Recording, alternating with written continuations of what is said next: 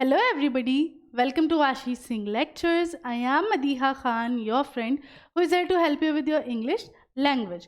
तो जैसा कि भाई हमने डाल रखा था शेड्यूल में ना कि हम पहले जो है पोम ले लेंगे, ठीक है, क्योंकि संडे को क्योंकि अभी थोड़ा सा मेरी तबीयत की वजह से हमारा जो टाइम है वो कम हो गया है ना। और हमें जो है हमारा पूरा कोर्स भी करना है। तो हम क्या करेंगे कि आज जो है हम 2 क्लासेस ले लेते हैं, है ना, जिसमें एक हम फायर एंड आइस करेंगे, फिर एक जो है हम a tiger in the zoo वाली करेंगे, ठीक है। तो आ जाओ पहले फायर एंड आइस वाला आज का लेक्चर देखते हैं, ठीक है। तो आ जाओ इसको जल्दी से स्टार्ट करते हैं। पहली चीज़, सबसे पहले ऑथर का नाम। इसके ऑथर भी कौन है? रॉबर्ट फ्रॉस्ट है, जैसा कि मैं आपको ऑलरेडी बता चुकी हूँ। रॉबर्ट फ्रॉस्ट काफ़ी इंपॉर्टेंट ऑथर है आपके लिए, तो आपको ध्यान रखना है उनका नाम, ठीक है। डस्ट ऑफ स्नो भी रॉबर्ट फ्रॉस्ट ने लिखी थी, फायर एंड आइस भी इन्होंने ही लिखी है। क्लियर? चलो अब इसका इंट्रोडक्शन देख लो पहले। Robert Frost poem fire and Ice expresses the profound idea that the world would end in either of two ways, ठीक है। तो इनकी जो पोम है फायर एंड आइस वो एक बहुत गहरी सोच को लेकर है कि ये जो दुनिया है ये 2 तरीके से ख़त्म हो सकती है, ठीक है। आइदर बाय आइस और फायर, या तो आग से या फिर बर्फ से। Both the components are compared with self destructing human emotions. इनको किससे कंपेयर किया गया? ह्यूमन के इमोशंस से, हेट्रेड एंड डिजायर, ठीक है। आइस को किससे करा गया है? हेट्रेड से, है ना, और हेट्रेड घृणा, और फायर को डिजायर से, आपकी इच्छाएं जो सही नहीं है ना। The pome was artistically underpins the philosophy that we let our emotions rule us and if don't control them they will surely destroy everything around us। ये जो पोम है बहुत आर्टिस्टिकली ये चीज़ पॉइंट करती है कि अगर हम अपनी इच्छाएं कंट्रोल में नहीं करेंगे और उनको जो है हम पर हावी होने देंगे तो वो चीज़ हमारे आसपास हर कुछ नष्ट करके रख सकती है। Similarly, he thinks fire and ice both are just as competent in bringing the world to a catastrophic and, ठीक है। वैसे उनका मानना है कि फायर और आइस दोनों ही बहुत ज़्यादा जो हैं कॉम्पिटेंट हैं, मतलब दोनों का ही मतलब इक्वल तरीका रहेगा, कोई कंपटीशन नहीं है दोनों के बीच। दोनों ही अपने अपनी जगह पे जो है इस पूरी दुनिया में प्रलय ला सकती हैं, ठीक है। तो ये इसका इंट्रोडक्शन था, छोटा सा ओवरव्यू कह लो, इंट्रोडक्शन कह लो, छोटी सी पोम है। Some say the world will end in fire, some say in ice.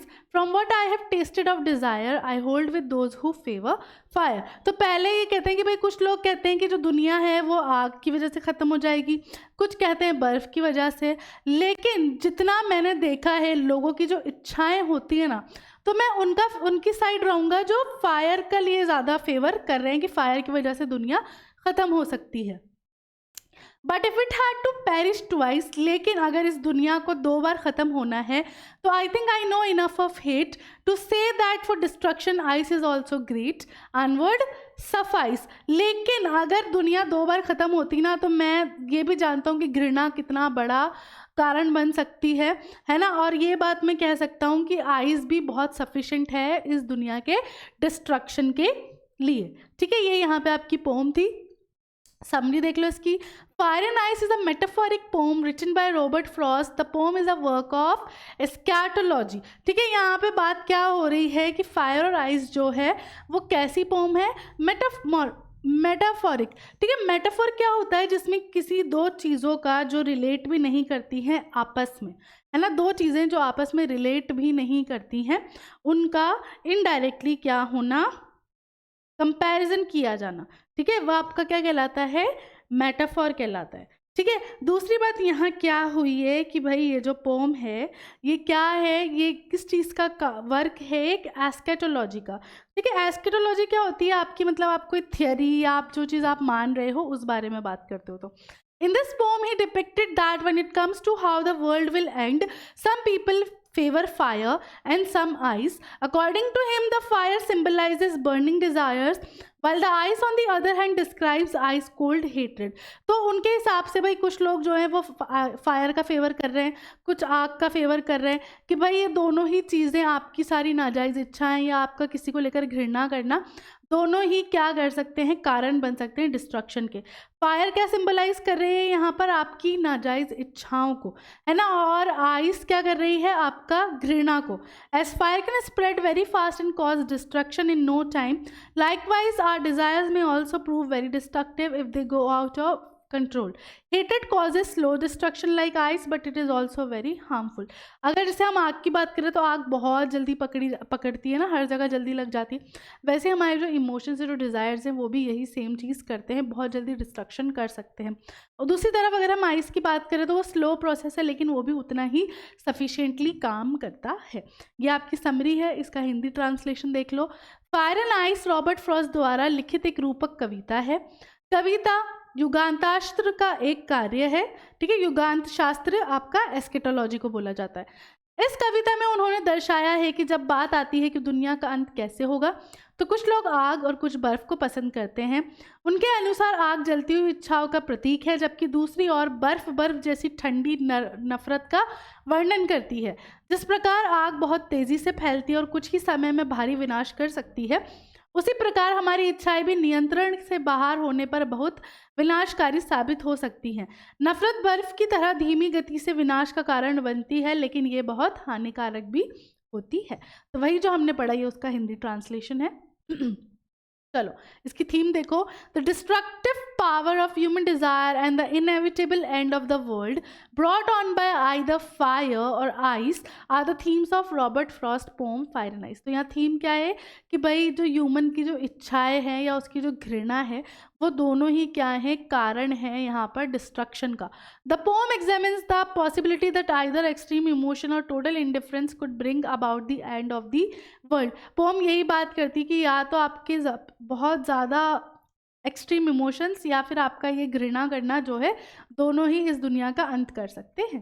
तो इस तरीके से छोटी सी थीम लिखनी है आपको। चलो इसके वर्ड मीनिंग देखो। डिज़ायर एक बहुत ज़्यादा स्ट्रॉन्ग इच्छा होना, कोई ना तीव्र इच्छा जिसे हम कहते हैं। फेवर किसी चीज़ का सपोर्ट करना। पेरिश डाई ख़त्म होना, नष्ट होना। सफिस पर्याप्त होना, sufficient. Greed intense and selfish desire है ना, लालच। Avarice extreme greed for wealth, इतनी ज़्यादा किसी चीज़ को लेकर लालच होना कि आप सही गलती भूल जाओ। क्रूल्टी इनह्यूमैनिटी है ना, ब्रूटलिटी। कॉन्फ्लिक्ट सीरियस डिसएग्रीमेंट और आर्ग्यूमेंट, मतलब दोनों के बीच विवाद होना। क्लियर, ऐसे इसके वर्ड मीनिंग्स हैं, ज़्यादा नहीं है। फ्यूरी बहुत ज़्यादा ही गुस्सा, ऐसा गुस्सा आना कि आप सामने वाले का मर्डर ही कर दो, इस तरीके का गुस्सा है ना। इंटॉलरेंस मतलब इंटॉलरेंस कि आपको बर्दाश्त ही नहीं है सामने वाला, है ना। रिजिडिटी बिल्कुल दृढ़ता। इनसेंसिटिविटी जिसमें मतलब आपको कोई फीलिंग्स ही नहीं है, आपको हाँ कोई मर रहा है तो मरे, कोई कुछ हो रहा है, आपको कोई फील ही नहीं है ना। इंडिफरेंस भी इसी तरीके से होता है कि आपको कोई इंटरेस्ट नहीं है, किसी को लेकर कोई सिंपैथी नहीं है। हेट्रेड घृणा, ठीक है। तो ये कुछ वर्ड मीनिंग्स है, इसके ज़्यादा नहीं है। चलो अब इसके पहले हम एनसीईआरटी वाले क्वेश्चन एंड आंसर्स देखेंगे, वो भी ज़्यादा नहीं है, 2-3 ही है ना। तो चलो पहले इनके एनसीईआरटी वाले करते हैं, फिर हम इनके इंपॉर्टेंट क्वेश्चन एंड आंसर्स करेंगे। There are many ideas about how the world will end. Do you think the world will end someday? Have you ever thought what would happen if the sun got so hot that if it burst or grew colder and colder? ठीक है, यहाँ पे बहुत सारे लोगों के अलग अलग मानना है कि दुनिया इस तरीके से वैसे ख़त्म हो सकती है। क्या आपको लगता है कि दुनिया एक दिन ख़त्म हो जाएगी? क्या आपने कभी सोचा है कि भाई क्या होगा अगर सन जो है वो इतना गर्म हो जाए कि वो फट जाए, या फिर एकदम ठंडा हो जाए कि वो जम जाए, तो क्या होगा? ठीक है, तो उसका आंसर देखना है आपको। There are definitely many ideas about how the world will end, as anything that has a beginning will have an end. देखो पहली बात तो ये कि भाई जिस चीज़ का शुरुआत हुई है उसका ख़त्म होना भी लिखा है। कोई चीज़ अगर जन्मी है तो उसका मरण भी लिखा है। तो वही यहाँ पे बात है कि भाई अर्थ भी जो है उसकी एक बिगनिंग है, तो एंड भी होगा। This stands true for the world also. If the sun got so hot that it burst, the whole earth would perish immediately, as no part of the earth can bear the heat of that intensity. अगर सूरज फट गया तब तो एक झटके में दुनिया ख़त्म है, क्योंकि ऐसा दुनिया का कोई हिस्सा नहीं है जो इतनी इंटेंसिटी, इतनी ज़्यादा हाई टेम्परेचर बर्दाश्त कर पाए। But if the sun grew colder and colder, the world will die of cold because there will be no sunlight. और अगर वो ठंडा होता जाए तो ठंड की वजह से मौत हो जाएगी, सब मर जाएंगे, सब खत्म हो जाएगा, क्योंकि सनलाइट नहीं होगी तो ना प्लांट्स कुछ कर पाएंगे ना ह्यूमन बींग्स कुछ कर पाएंगे। तो इस तरीके से आपको आपका आंसर जस्टिफाई करना है। For Frost, what do fire and ice stand for? ठीक है, यहाँ पे कुछ एग्जाम्पल दिए हुए हैं आपको, आपको इनको डालना है कि भाई ये फायर में आते हैं या ये आइस में आते हैं। तो पहला है ग्रीड, तो ग्रीड क्या है, लालच, आपकी एक इच्छा, तो ये कहाँ जाएगा, फायर में, है ना। एवरेस्ट, एवरेस्ट होता है आपका मतलब आपको गुस्सा बहुत आ रहा है ना, कंट्रोल नहीं हो रहा, वो भी फायर में जाएगा। क्रूअल्टी, क्रूअल्टी भी आपकी फायर में जाएगी, है ना। लस्ट, लस्ट भी आपकी एक इमोशन है बहुत स्ट्रांग, तो फायर में जाएगा। कॉन्फ्लिक्ट, वाद विवाद होना, ये कहाँ जाएगा, ये भी इसमें ही जाएगा कि गर्मा गर्मी हो जाती है लोगों में, है ना। फ्यूरी, फ्यूरी बहुत ज़्यादा गुस्सा आना, तो ये भी फायर में जाएगा। तो ये वाले सारे फायर के हो गए, और जो बचे हैं वो सारे आपके कहाँ चले गए, उसमें आइस में, ठीक है। Intolerance, rigidity, insensitivity, coldness, indifference, hatred, ये सारे आइस के हो जाएंगे, ठीक है। इस तरीके से आपको लिखना है कि भाई फायर जो है वो greed, conflict, fury, cruelty, lust और एवरेस्ट है, जबकि ice stands for insensitivity, coldness, intolerance, indifference, rigidity and hatred. इस तरीके से सिंपली आपको बस इसका आंसर देना है, ठीक है। इसका नेक्स्ट क्वेश्चन देखो, what is the rhyme scheme of the pome, how does it help in bringing out the contrasting ideas in the pome. Rhyme scheme मैं आपको ऑलरेडी करा चुकी हूँ, आपको अच्छे से आती है, ठीक है। तो राइम स्कीम क्या है इस पोम की, A B C B C B, है ना। The poet has use the rhyming beautifully to bring about contrasting ideas in the poem. काफ़ी अच्छे से उन्होंने राइमिंग का यूज़ किया है ना। He has use the ideas of two groups who believe that the world would come to a catastrophic end either as a result of fire और ice. उन्होंने यहाँ पे क्या बात की कि भाई दुनिया जो है, उनका मानना है कि दो तरीके से जो है प्रलय आ सकता है, या तो आइस से या फायर से। Simultaneously, he portrays these two essential components as feature of destructive human emotions, desire and hatred. उसको उन्होंने किससे कंपेयर किया है कि जो फायर है वो आपकी जो नाजायज़ इच्छा है उनकी वजह से वो है, और हेट्रेड को किससे कंपेयर किया गया, आइस से। Just like fiery desires and icy hatred can cause damage to an individual in an irreparable manner, fire and ice can lead the world to the verge of chaos and thus apocalypse। ठीक है, इन्होंने यहाँ पे किस तरीके से comparison दिया है कि भाई जैसे घृणा और आपकी नाजायज़ इच्छाएं जो है वो एक इंसान को ख़त्म करके रख देती हैं, वैसे ही फायर और आइस भी जो हैं इस पूरी दुनिया को ख़त्म करके तबाह करके रख सकती हैं। ठीक है, अपोक्लिप्स उसे ही कहते हैं कि मतलब पूरा प्रलय आ जाना, दुनिया ख़त्म होना, इस तरीके से बात जब होती है। तो इस तरीके से आपको पूरा आंसर अपना देना है। चलो, ये तो हमारे हो गए एनसीईआरटी तक। अब हमारे जो पीवाईक्यूज है वो देखते हैं। तो कुछ एक्सट्रैक्ट बेस्ड क्वेश्चंस थे, वो देखते हैं हम पहले। ठीक है, यहाँ पे और जैसे पोम में देखो मोस्टली जो है एक्सट्रैक्ट बेस्ड ही आता है ना। तो यहाँ पे आपको पहला दिया हुआ है, Some say the world will end in fire, some say in ice. From what I have tasted of desire, I hold with those who favor fire. तो यहाँ आपको क्या किया, पहला स्टैंजा दे दिया, अब उसके बेसिस पे क्वेश्चंस पूछे गए, तो आंसर करना है। पहला पूछा गया कि भाई पोएट कौन है, तो रॉबर्ट फ्रॉस्ट हैं। ठीक है, पोएट का ओपिनियन क्या है वर्ल्ड को लेकर, तो पोएट का ओपिनियन इस स्टैंजा के अकॉर्डिंग क्या है कि वर्ल्ड जो है वो फायर की वजह से ख़त्म हो जाएगा, क्योंकि उन्होंने नीचे जो सबसे फोर्थ लाइन देखो क्या लिखा है, I hold with those who favour fire, मतलब मुझे भी ऐसा लगता है कि फायर से एंड हो सकता है। What is the contradictory opinion of the public. ठीक है, लेकिन जो पब्लिक है उनका क्या मानना है, तो कॉन्ट्राडिक्टरी ओपिनियन क्या है कि भाई या तो फायर से ख़त्म होगी दुनिया या फिर आइस से। How are ice and fire similar to each other though they have contradictory traits. ठीक है, फायर और आइस एक दूसरे से सिमिलर कैसे हैं जबकि वो बिल्कुल अलग है उनकी ट्रेट्स। तो both ice and fire are similar in the sense that both of them would destroy everything in the world. भले से ट्रेट्स कॉन्ट्राडिक्टरी हैं, हर तरीके से अलग हैं, लेकिन दोनों जो हैं सेम काम कर सकती हैं, इस दुनिया को नष्ट करके रख सकती हैं। क्लियर हो गया। तो इस तरीके से आपसे जो है क्वेश्चंस पूछ लिए जाएंगे एक्सट्रैक्ट देकर, तो आपको छोटे छोटे आंसर्स उनके लिखने होते हैं। ठीक है, ऐसे ही देखो, एक और देखो, but if it had to perish twice I think I know enough of hate to say that of great destruction for destruction ice is also great and would suffice. तो यहाँ पे सेकेंड पैराग्राफ दिया हुआ है आपको। अब इसके according कुछ क्वेश्चन है, what does it refer to in the first line. अब यहाँ पे जो इट लिखा है ना, जो इट लिखा है वो किस चीज़ के बारे में है, तो ये इट जो है वो किसके लिए लिखा है, दुनिया के लिए लिखा है। तो it refers to the world. Why, what do you mean by perish. Perish का मतलब क्या हुआ, पेरिश मीन्स टू डाई और टू बी डिस्ट्रॉयड। पेरिश का मतलब होता है तो मरना या कोई चीज़ बिल्कुल नष्ट हो जाना। What does ice stand for. Ice किस लिए थी, कोल्डनेस के लिए। What would be the cause of destruction, ठीक है, डिस्ट्रक्शन का कॉज क्या हो सकता है, आइस भी हो सकती है और फायर भी हो सकती है, तो दोनों हो सकते हैं। तो इस तरीके से आपको क्वेश्चंस दे दिए जाएंगे और आपको आंसर उन्हें करना है। ठीक है, अब यहाँ पे इसके एमसीक्यूज देख लेते हैं हम पहले। Choose the correct statement about the given poem, ठीक है, यहाँ पे आपको इन कुछ स्टेटमेंट दिए हुए हैं, इनमें से क्या सही है वो करेक्ट लिखना है। तो पहला दिया है fire and ice are images, they help the reader visualise the power of nature over man. ठीक है, तो यहाँ पे पहले ही बात की कि फायर और आइस क्या है, इमेजेस हैं जो हेल्प कर रही हैं इंसान को विजुअलाइज करने में। तो भाई ऐसा तो कुछ भी नहीं था। Fire and ice are symbols not of natural disaster but of humanity's ability to create disaster of its own. Fire और आइस जो है सिंबल हैं और किस चीज़ के लिए नहीं है, नेचुरल डिजास्टर के लिए नहीं, बल्कि ह्यूमन के जो इमोशंस हैं वो किस तरीके से उसको खुद को नष्ट कर सकते हैं। तो करेक्ट आंसर इसका यही है, बी वाला। ठीक है, तो आप यही लिखोगे। Select the option that correctly classifies the connotations of fire and ice as suggested in the poem. ठीक है, यहाँ पे आपको दिए हुए हैं, यहाँ पे कुछ जैसे हमने वो फर्स्ट वाला किया था ना, एवरेज और ये किस में जाएंगे, इंटॉलरेंस किस में जाएगा, वैसा ही क्वेश्चन है। आपको इस अकॉर्डिंग जो भी सही है वो लिखना है। तो यहाँ पे आपको दिया हुआ है रेज, वायलेंस, इंडिफरेंस, हेट और ग्रीड। तो हमें ये पता है कि भाई रेज, वायलेंस और ग्रीड जो है वो फायर का होगा, और वायलेंस और इंडिफरेंस जो है वो कहाँ जाएगा, आइस में। तो देखो यहाँ पे कौन सा एग्जाम्पल इसको सही बता रहा है। देखो हमारा फर्स्ट, सेकेंड और फिफ्थ जो है वो जाना चाहिए फायर में। तो फर्स्ट, सेकेंड और फिफ्थ, ये देखो डी वाला सही है इसका आंसर। ठीक है, the poem is a dash put across by the poet. Poem क्या है, एक पावरफुल वार्निंग है। ठीक है, तो powerful warning.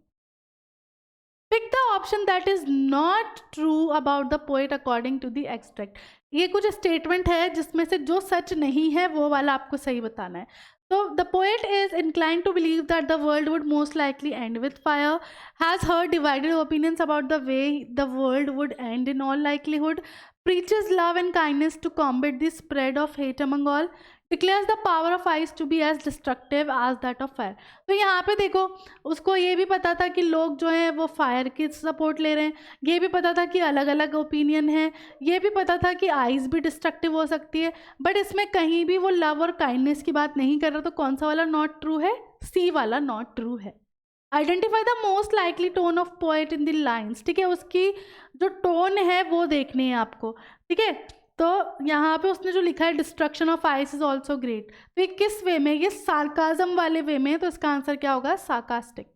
Fire is a metaphor, fire किसका मेटाफोर है, डिजायर का था, तो desire. Ice is a metaphor, ice था हमारा हेट्रेड का, तो hatred. I hold with those who favour fire, identify the poetic device. ठीक है, यहाँ पे आपको पोएटिक डिवाइस बताना है। हिंट दिया हुआ है आपको कि ये एक ऐसा फिगर ऑफ स्पीच है that is characterised by the use of words having similar vowel sound. ठीक है, जब वॉवल का साउंड सिमिलर आता है तो वो क्या होता है, जो हमने पढ़ा है कॉन्सोनेंस, सॉरी आजोनेंस। ठीक है, तो वो क्या होता है, आजोनेंस होता है आपका, जब आपके वॉवल के साउंड आ रहे होते हैं बार बार। ठीक है, तो आजोनेंस। सम से the world will end in fire, identify the poetic device. ठीक है, अब यहाँ पे आपसे बोल दिया गया है सम से the world will end in fire, इसमें कौन सा, तो यहाँ देख रहे हो तुम एस और एस आ रहा है, जब एस और एस आ जाता है तो क्या हो जाता है, alliteration. Which option correctly replace the underlined phrases in the given line fire and ice. ठीक है, अब यहाँ पे आपको देखना है कि कौन सा ओपिनियन या क्या चीज़ सही है ना। I hold with those who favour fire, इस according I am as experienced as, strongly disagree with, have the same opinion as, habitually avoid. देखो यहाँ पे यहाँ लिखा है I hold with those who favour fire, मतलब मैं उनका ही सपोर्ट करता हूँ जो फायर को सपोर्ट करें, तो सेम ओपिनियन वाली चीज़ है, तो यहाँ पर सी वाला ठीक होगा। क्लियर, इस तरीके से आपको एमसीक्यूज करने हैं। अब देखो इसमें कुछ शॉर्ट आंसर्स क्वेश्चन है वो देख लो PYQ वाले, फिर लॉन्ग आंसर्स देखेंगे, फिर इसको एंड करेंगे। तो according to the poet what do ice and fire symbolise. ठीक है, आपके इस पोम के अकॉर्डिंग पोएट जो है वो आइस और फायर को क्या सिंबलाइज कर रहे हैं वो बताना है। तो according to the poet ice symbolises hatred, coldness, rigidity, and these human cold emotions and lack of love are destructive enough to remove the warmth of fire and destroy the world. ठीक है, तो ice किसका symbol है यहाँ पर, घृणा का, कॉल्डनेस का, है ना। और ये चीज़ जो है वो काफ़ी ज़्यादा सफिशेंट है ह्यूमन के आसपास जो भी चीज़ है उनको डिस्ट्रक्ट करने में, है ना। दूसरा, fire symbolises unlimited wishes and desires of human beings like violent feeling of anger, cruelty, brutality etcetera that might end the world. दूसरा, फायर को यहाँ पे इच्छा बताया गया, ऐसे स्ट्रॉन्ग इमोशंस जैसे कि वायलेंट होना, गुस्सा करना, है ना, ब्रूटैलिटी पे आ जाना, है ना, बिल्कुल जाहिल बनने पे आ जाना, तो ये सारी चीज़ें जो हैं ये भी ख़त्म कर सकती हैं सब कुछ। तो आपको यहाँ सिंबलाइज मतलब सिंबल बताना है कि आइस किसका है, फायर किसका है। What is the message of the poem fire and ice, क्या मैसेज दे रही है ये पोम वो बताना है। तो the poem fire and ice is short but encompasses the entire humanity in its targeted message. छोटी सी पोम है लेकिन जो टारगेट कर रही है ना इस चीज़ को बहुत ज़्यादा बड़े लेवल पे कर रही है। The metaphor of fire and ice are used very effectively to solidly convey a clear message to the reader. जिस तरीके से यहाँ पे फायर और आइस का मेटाफोर यूज़ किया, उसे जिस तरीके से इनडायरेक्टली कंपेयर किया गया है वो यहाँ पे क्लियर मैसेज देता है पढ़ने वाले को। The poem acts like a moral mirror for readers to assess their own standing in the world. Fire stands for our uncontrolled passion, which are disastrous for human beings. Similarly, cold reasoning devoid of human love will bring insensitivity. Both the aspect of human thinking and resulting behavior embedded with desire and hatred will lead to the end of this world and it may also happen more than once. तो यहाँ पे यही बात हुई है कि भाई ये जो पोम है ना ये आपको इस लेवल पे लाके खड़ा कर देगी कि आप खुद को इंट्रोस्पेक्ट करने लगोगे, खुद को मिरर में देखोगे कि आप जो कर रहे हो क्या वो सही है, क्या वो गलत है, क्या आपको ये करना चाहिए। क्योंकि यहाँ पे ये बताया गया कि भाई आपकी जो इच्छाएं होती है ना जो आप रोक नहीं सकते, बहुत स्ट्रॉन्गली आगे जाके बहुत मतलब चीज़ें ऐसी करा देती है कि आप सही और गलत में फ़र्क भूल जाते हो और उससे क्या होता है कि बहुत ज़्यादा डिस्ट्रक्शन हो जाता है, आप भी बहुत ज़्यादा एंगर में आ जाते हो और आपको पता भी नहीं चलता कि आप गुस्से में क्या कर दो, है ना। वैसे ही अगर आपको किसी को लेकर किसी से जलन हो रही है, किसी से हेट हो गई है ना, घृणा हो गई है, तो वो चीज़ें भी सेम इसी चीज़ का कारण बन सकती हैं कि आप कुछ गुस्से में या हेटरेट में कर जाओ और उस पर फिर आप बाद में या तो रिग्रेट करो या फिर आपको रियलाइज़ ही ना हो। तो यहीं पे ये बात आपको मैसेज दिया जा रहा है कि आपको ऐसी इच्छाएं रखनी ही नहीं है और किसी के लिए हेटरेट भी नहीं रखनी है। The tone of the speaker contrast with the seriousness of the subject matter justify. ठीक है, अब यहाँ पे बात हो रही है कि जिस तरीके से स्पीकर जो हमारे पोएट है वो बात कर रहे हैं, है ना, वो बिल्कुल अलग है। मतलब वो तुमने देखा ना जैसे कि वो सार्कास्टिक वे में बात कर रहे हैं ना, फन वाली वे में बात कर रहे हैं, जबकि ये जो मैटर है बहुत सीरियस है। तो इसको आप कैसे जस्टिफाई करोगे वो बताना है। तो Fire and ice is a symbolic poem by Robert Frost with a message to reveal the gravity of the violent and cold human emotions. तो फायर और आइस जो एक ऐसी पोम है जो क्या बताती है कि इंसान का ये जो वायलेंट वाले या कोल्ड वाले ह्यूमन इमोशंस हैं वो कितने ज़्यादा घातक साबित हो सकते हैं। These emotions if not controlled may lead to destruction of the world. अगर ये इमोशंस कंट्रोल नहीं किए जाएंगे तो ये काफ़ी ज़्यादा डिस्ट्रक्शन कॉज कर सकते हैं। The poet wants to make humanity believe that everything will end one day as a result of human misdeed. यहाँ पे पोएट जो है वो लोगों को यही बताना चाहता है कि अगर आप अपने अंदर चेंजेस नहीं लाओगे तो इसका रिजल्ट यही होगा कि आप जो है अपने आप को भी बहुत ज़्यादा ख़त्म कर सकते हो और आपके आसपास भी चीज़ें डिस्ट्रॉय हो सकती हैं। His aim is aphorism brevity for Frost's truth remains ambiguous as to how specific the world is going to end. That's why the tone contrasts with the seriousness of the subject matter with people favoring both fire and ice. और इसीलिए ये जो चीज़ है, ये tone है, contrast करती है, अलग जाती है इस सीरियसनेस को लेकर, क्योंकि लोग जो है उनका भी ओपिनियन अलग अलग है। क्लियर? नेक्स्ट देखो, evaluate the lines. Some say the world will end in fire, some say in ice, in the context of volcanic eruptions, forest fires, meteor collisions, melting ice caps, etc. ठीक है, यहाँ पे आपको क्या करना है, ये जो लाइन लिखी है कि भाई जो दुनिया है वो कुछ लोग कहते हैं फायर से ख़त्म हो जाएगी, कुछ आइस से, इसको आपको इस कॉन्टेक्स्ट में लेकर बात करनी है कि भाई वॉल्केनिक इरप्शंस हो जाते हैं, फॉरेस्ट में आग लग जाती है, मीटियोराइट्स टकरा जाते हैं, है ना, आइस जो है वो मेल्ट हो रही है एंटार्क्टिका में। तो उसको इस कॉन्टेक्स्ट में आपको लिखना है। तो in the poem fire and Ice the poet considers the age old question of whether the world will end in fire और इन आइस.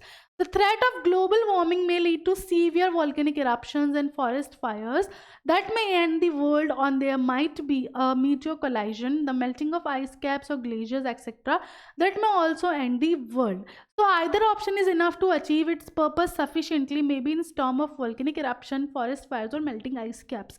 तो देखो यहाँ पे बात हो रही है कि हमने जो पोम पढ़ी उसका तो कॉन्टेक्स्ट ये था कि भाई ह्यूमन इमोशंस को यहाँ पे कंपेयर किया जाएगा, लेकिन अगर हमें उसे इस तरीके से लेना हो कि हम फायर और आइस की ही बात कर रहे हो तो हम उसको किस तरीके से लेंगे, तो वो यही है कि भाई इतनी ज़्यादा ह्यूमन एक्टिविटीज़ की वजह से ग्लोबल वार्मिंग हो रही है, जिससे इतना टेम्परेचर हाई हो गया है कि भाई फॉरेस्ट में आग लग जाती हैं, है ना, और वॉल्केनिक इरप्शंस हो जाते हैं, या फिर ग्लोबल वार्मिंग से दूसरी चीज़ क्या हो रही है, आइस मेल्ट हो रही है, और आइस मेल्ट होगी तो क्या होगा, एवलांचेस आ सकते हैं, फ्लड्स आ सकते हैं, जो भी बिल्कुल इक्वली सफिशेंट है डिस्ट्रक्शन के लिए. तो यहाँ पे दोनों तरीके से फायर और आइस जो है वो प्रॉपर बैठ रहा है, चाहे उसको आप इस तरीके से कंपेयर करो, है ना, मेटाफोरिकली कंपेयर करो या फिर डायरेक्टली कंपेयर करो, दोनों ही पूरे सफिशेंट है अपनी अपनी जगह डिस्ट्रक्शन लाने में. क्लियर, इस तरीके से यहाँ पे बात हुई. नेक्स्ट देखो, fire and ice projects a pessimistic outlook. Comment. According to me, fire and ice projects a realistic outlook rather than a pessimistic one. The poet brings forth the view that the world will soon end. It can be either by fire or ice. He mentions that he has tasted everything in life after World War First, so it would soon end either with greed or indifference. देखो ये कोई pessimistic outlook नहीं है, मेरे हिसाब से तो ये रियली है, क्योंकि ये चीज़ें होती हैं, ये रियलिटी है ना. लोगों में घृणा होना, लोगों में गुस्सा होना, ये बहुत ज़्यादा कारण हो जाता है चीज़ों का, इसकी वजह से वॉर्स हो जाती हैं. जैसे कि हमारे जो पोइट हैं उन्होंने बताया कि भाई जब वर्ल्ड वॉर फर्स्ट हुई थी उस वक्त मैंने सब कुछ देखा है, और मैं श्योर हूँ कि ये दोनों चीज़ें पूरा कारण हो सकती हैं दुनिया के अंत का. ठीक है, तो ये पेसिमिस्टिक आउटलुक नहीं है, ये रियलिस्टिक आउटलुक ही है. क्लियर, इस तरीके से अगर क्वेश्चन आ जाए तो आप रियलिटी ही बताओगे. चलो इसके लॉन्ग आंसर टाइप देख लो अब थोड़े से. Fire and Ice was first published in 1920. Briefly explain how WW1 World War First, ठीक है, might have influenced the theme of the poem. ठीक है, अब यहाँ पे देखो बात हो रही है कि फायर और आइस जो है ये कब पब्लिश हुई थी, 1920 में. तो आपको ये बताना है कि किस तरीके से वर्ल्ड वॉर फर्स्ट ने इन्फ्लुएंस करी होगी इस पोम की थीम को. तो world war first was fought between 1914 and 1918. World war कब हुई थी फर्स्ट, 1914 से 1918 के बीच में. The pome was publish 2 years after the war and so. ये जो पोम है ये उसके 2 साल बाद पब्लिश हुई है. There is the possibility that the war may have impacted the theme of the poem fire and ice. और काफ़ी ज़्यादा चांसेस हैं कि उस वॉर की वजह से इस पोम में कुछ चीज़ें हो, इन्फ्लुएंस हो या थीम, या फिर हो सकता है उसी वॉर की वजह से ये पोम रॉबर्ट फ्रॉस्ट ने लिखी हो. The destruction and violence and rage seen during WW1 is reflected in the poem fire and ice. उस वक्त जो डिस्ट्रक्शन हुआ था वर्ल्ड वॉर फर्स्ट के टाइम, वो यहाँ पे हमें देखने को मिलता है इस पोम में, with 2 different scenarios represented by the elements of the poems title. ठीक है, लेकिन यहाँ 2 अलग अलग तरीके हैं जो हमने देखे, एक फायर और एक ice. Robert Frost must have seen the destruction of the world that was the outcome of the uncontrolled rage of people and thus believes fire to be the world ender. ठीक है, अब उन्होंने world war first उन्होंने करी है witness, तो उन्होंने देखा है कि लोगों का गुस्सा कितना ज़्यादा कारण बना डिस्ट्रक्शन का. इसीलिए शायद वो किसके फेवर में थे, आइस के फेवर में थे, कि आइस जो है वो फायर के फेवर में थे कि ये चीज़ें जो हैं बहुत ज़्यादा एंड कर सकती हैं. Ironically he also adds that ice representing the hate world also be great to bring the end of the world. उसके साथ ही उन्होंने ये भी बोला कि ऐसा ज़रूरी भी नहीं है, आइस भी उतनी ही सफिशेंट है. Here the poet uses his own experience of worldly life and its mundane truth to add a second stanza devoted to the world ending effect of ice that is hatred and indifference in the hearts of people. तो यहाँ पे क्या बात हो रही है कि एक चीज़ तो जो उन्होंने वर्ल्ड वॉर फर्स्ट में देखी होगी कि भाई रेज, फायर, है ना, वो चीज़ जो है काफ़ी ज़्यादा बड़ा कारण हो सकती है, तो उन्होंने एक चीज़ तो वो रखी है ना, और उस पर फेवर भी उनका है. लेकिन एक उन्होंने अपना पर्सनल भी रखा, जो उन्होंने खुद के एक्सपीरियंसेस थे कि हेट्रेड भी जो है इतनी ही ज़्यादा है, कॉम्पिटेंट है ना, और ये चीज़ कर सकती है. तो उन्होंने फिर एक एग्जाम्पल जो है दूसरे स्टेंजा में अपने पर्सनल एक्सपीरियंसेस का डाला है, और इट्स ट्रू, हम इसको डिनाई नहीं कर सकते कि आइस और फायर दोनों ही बराबर कारण हो सकते हैं इस दुनिया के ख़त्म होने का, और हेट्रेड और वायलेंस दोनों ही बराबर कारण हो सकते हैं ह्यूमन के ख़त्म होने का। ठीक है, इस तरीके से यहाँ पे बात हुई है। समझ आ गया? तो इस तरीके से आपको पूरा लिखना पड़ेगा। Next, most of your classmates like Frost feel that men's greed and rage or hate would lead the world to its destruction. देखो, आपके जो क्लासमेट्स हैं वो ये चीज़ मानते होंगे कि लालच, घृणा या गुस्सा जो है वो डिस्ट्रक्शन कॉज कर सकता है. You feel that the fire and ice in mankind can be addressed to create a harmonious world. Write a speech for your classmates expressing your beliefs with respect to the poem. आपको क्या करना है, एक speech लिखनी है इस चीज़ को relate करते हुए. तो a very good morning to each and every one present in this room. देखो, मैं आपको सिखाऊंगी, ठीक है, स्पीच लिखना भी सिखाऊंगी. अभी एक आप एग्जाम्पल देख लो, ठीक है. तो आप जब भी स्पीच देते हो, कुछ करते हो, तो पहले सबको एड्रेस करते हो. तो a very good morning to each and every one present in this room. Today I am here to express my believe with respect to the poem fire and ice. आज मैं आप सबके सामने यहाँ पर खड़ा हूँ या खड़ी हूँ कि आपने जो भी मैंने फायर एंड आइस पढ़ी है उसको पढ़ने के बाद मेरा क्या मानना है उस पर स्पीच देने के लिए. तो dear friends, I strongly believe that fire and ice in mankind can be addressed to create a harmonious world. We humans are swaying between two extremes, fire and ice. Sometimes we are torn by our unbridled fire of passions, desires, lust, longings, and fury. This further result in greed, avarice, and passionate love. All such extremes can lead to conflicts and desire. देखो, यहाँ पे अगर हम पहले fire की बात करें तो हमारी इच्छाएं, लालच या फिर ये पैशनेट लव वाली बात क्या हुई कि भाई होता है ना, बहुत बार ऐसा होता है कि हमने देखा है कि ना क्या होता है, अगर मैं आपसे लिटरली अगर मैं आपको ट्रुथ बताऊं तो क्या होता है कि भाई लड़का जो है वो बहुत ज़्यादा लव करने लगता है, किसी से ओवर पोजेसिव हो जाता है ना. और समटाइम्स ऐसा होता है कि लड़की को पता ही नहीं होता है कि क्या है, फिर वो जो भी होता है वो रिजेक्ट करती है, तो लड़के को मतलब इतना ज़्यादा गुस्सा चढ़ जाता है, इतना ज़्यादा होता है. तो हमने देखे हैं कितने एसिड अटैक केसेस हुए हैं, और वो सिर्फ इसी रीज़न की वजह से होते हैं कि लड़की मना कर देती है. तो एक कारण आप यहाँ पे ये भी देख सकते हो, ठीक है, ये भी फायर का ही कारण है, ये भी आपकी एक्सट्रीम डिज़ायर का ही कारण है, ये भी आपका एक्सट्रीम इच्छा का ही एक एग्जाम्पल है. ठीक है, तो यहाँ पे जो पैशनेट लव और ये वाली बात है वो इसी चीज़ को लेकर लिखी हुई है. उसके अलावा भी बहुत सारी चीज़ें हैं भाई. दूसरी चीज़ों में भाई कोई बंटवारा हो गया, या किसी से पैसे मांगे उसने नहीं दिए, या वो वापस मांग रहा है, या उसने तुम्हारी बेइज्जती कर दी तो तुम्हें गुस्सा आ गया, है ना. ऐसे बहुत केसेस होते हैं, लिटरली बहुत केसेस होते हैं जिसमें गुस्सा, सिर्फ गुस्से की वजह से मर्डर्स हो जाते हैं, क्राइम्स हो जाते हैं, किलिंग्स हो जाती है ना. तो यहाँ पे यही वाली बात की गई है. ठीक है, if not controlled, they can help in bringing an early end of the world. Humanity can redeem itself and possibly save or delay the end of the world by giving up such extremes of thinking and behavior. लेकिन हम अभी भी इंसानियत बचा सकते हैं अगर हम इन इच्छाओं को हमारे अंदर आने ही ना दें, या इन्हें कंट्रोल करके रखें, मॉडरेट रखें, है ना. देखो, डिज़ायर सब में होती है, इच्छा सब में होती है, लेकिन आपका स्टेट ऑफ माइंड होना चाहिए इस लेवल का कि आप ये देख सको कि क्या सही है क्या गलत है. ठीक है.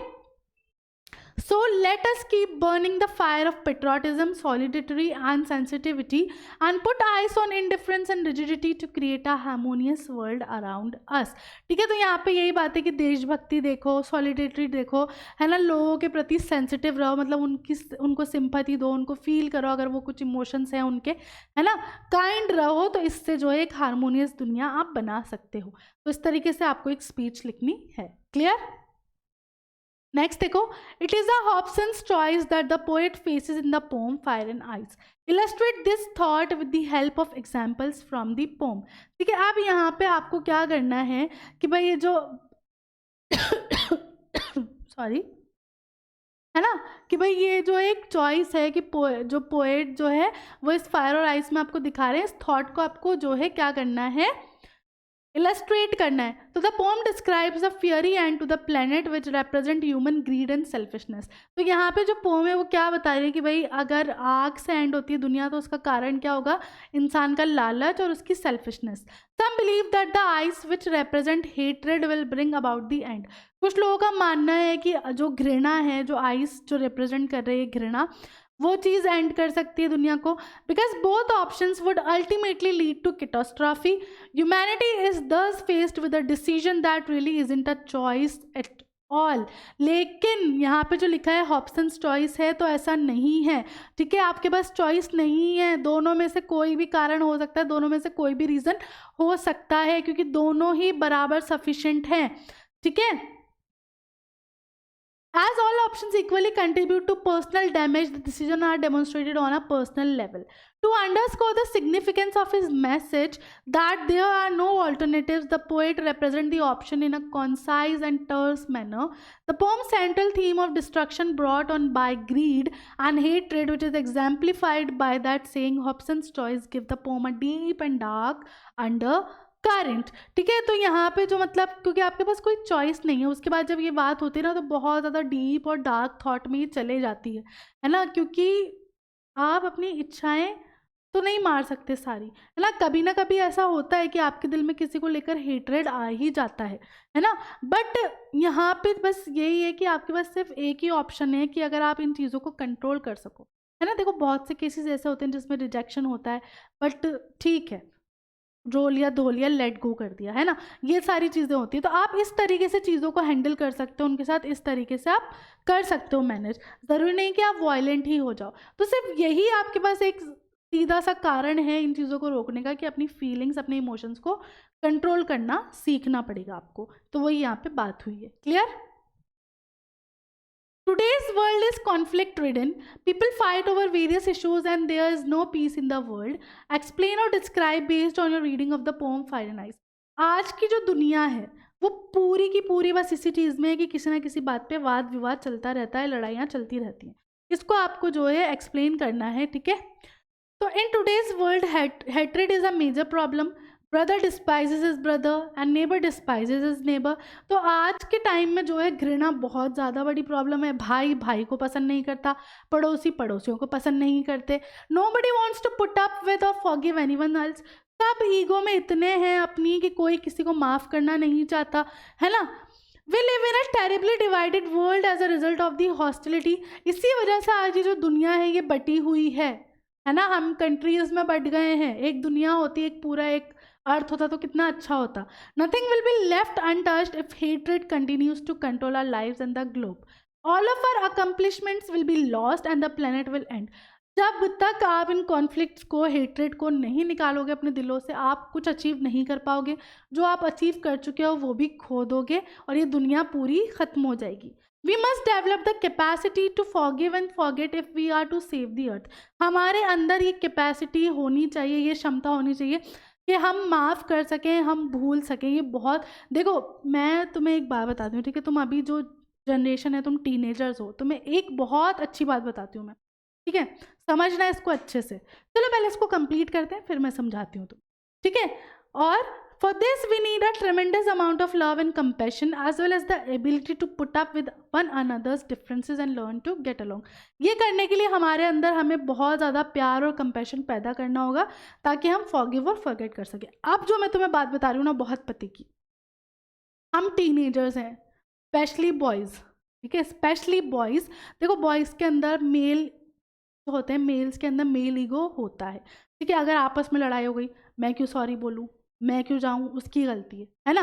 बट उससे क्या होगा, तुम दोनों में और लड़ाइयाँ होंगी, है ना। अभी चाहे दोस्त हो सकते हैं, भाई हो सकते हैं, कोई भी रिलेशन हो सकता है, ठीक है, XYZ कोई भी।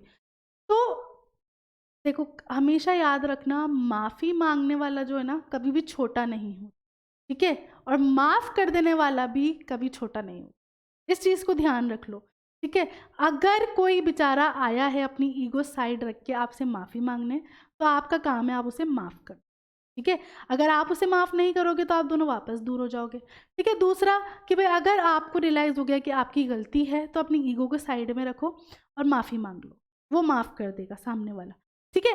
तो इस तरीके से मुझे लगता है, जैसा कि देखो मैं भी रह चुकी हूँ तुम्हारी वाले फेज़ में, और मैं बहुत ज़िद्दी थी, मैं नहीं करती थी टॉलरेट, नहीं कुछ हो जाए, नहीं मैंने नहीं मांगनी है, है ना, नहीं, क्योंकि मैं ऑब्वियसली सबसे छोटी थी घर में, तो मैं शुरू से ज़िद्दी, ठीक है।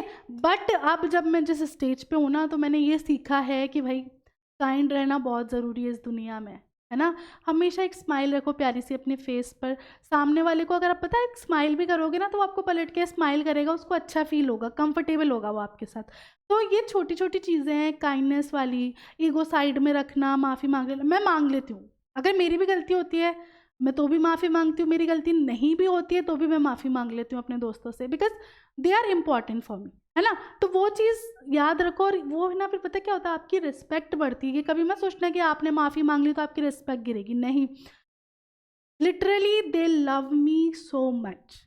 मैं अपने पर्सनल एक्सपीरियंस से बता रही हूँ, और ये बात मैं इसलिए बता रही हूँ क्योंकि बहुत, अगर आप ये चीज़ें कर लोगे ना, तो आपके बीच मतलब बहुत चीज़ें सॉल्व हो जाएँगी लाइफ़ में। एटलीस्ट ये जो टेंशन है पर्सनल वाली, ये सब हट जाएँगी लाइफ़ से। ये मैंने किया है एक्सपीरियंस, और वही मैं शेयर कर रही हूँ।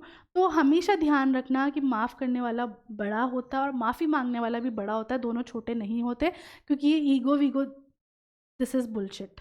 ठीक है? तो इस चीज़ को ध्यान रखना। उसी के साथ आज की जो हम क्लास है वो यहाँ फिनिश करते हैं। मिलते हैं नेक्स्ट क्लास में। तब तक के लिए this is Madiha Khan signing off right now. Bye bye and have a nice day.